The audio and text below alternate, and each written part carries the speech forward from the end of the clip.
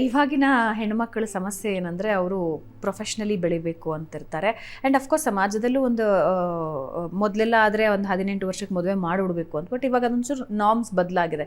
20-25 ವರ್ಷ ಅಥವಾ ನೀನು ಇನ್ನೂ ಓದಬೇಕು ಅಥವಾ ಇನ್ನೂ ನೀನು ಕರಿಯರ್ ಪರ್ಸ್ಯೂ ಮಾಡಬೇಕು ಅಂತ ಹೇಳಿದ್ರೆ ಒಂಚೂರು ಎಕ್ಸ್ಟೆಂಡ್. ಈಗ 30 ವರ್ಷಕ್ಕೂ ಮದುವೆ ಆಗ್ತಾರೆ, 35 ವರ್ಷಕ್ಕೂ ಮದುವೆ ಆಗ್ತಾರೆ. ಅವರು ಮುಂದೊಂದು ದಿನ ನಾನು ತಾಯಿ ಆಗಬೇಕು ಅಂತ ಅಂದ್ಕೊಂಡ್ರೆ. ಹೌದು. ಆ್ಯಂಡ್ ಪ್ರತಿಯೊಂದು ಹೆಣ್ಣು ಮಗುಗೂ ಅದೊಂದು ಆಸೆ ಇರುತ್ತೆ, ತಾಯ್ತನದ ಆಸೆ ಇರುತ್ತೆ.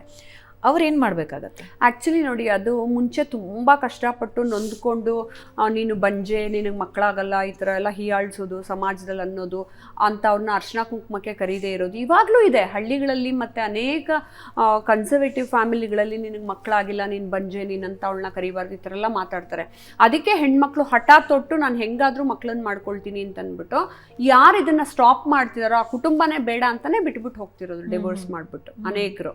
ಯಾಕೆಂದರೆ ಸಮಾಜದಲ್ಲಿ ಪ್ರಶ್ನೆ ಕೇಳೋದು ಯಾರನ್ನ, ಹೆಣ್ಮಕ್ಳನ್ನ ಮೆತ್ತ ಗುಸುಗುಸು ಅಂತ ಕೇಳ್ತಾರೆ. ಯಾಕೆ ನಿನಗೆ ಮಕ್ಕಳಾಗ್ಲಿಲ್ವ ಅಂತ. ನಾ ಹೇಳೋದು, ನಿಮಗೆ ತಾಕತ್ತಿದ್ರೆ ಅದೇ ಪ್ರಶ್ನೆನ ಫಸ್ಟ್ ಹೋಗಿ ಹುಡುಗನ್ ಕೇಳಿ.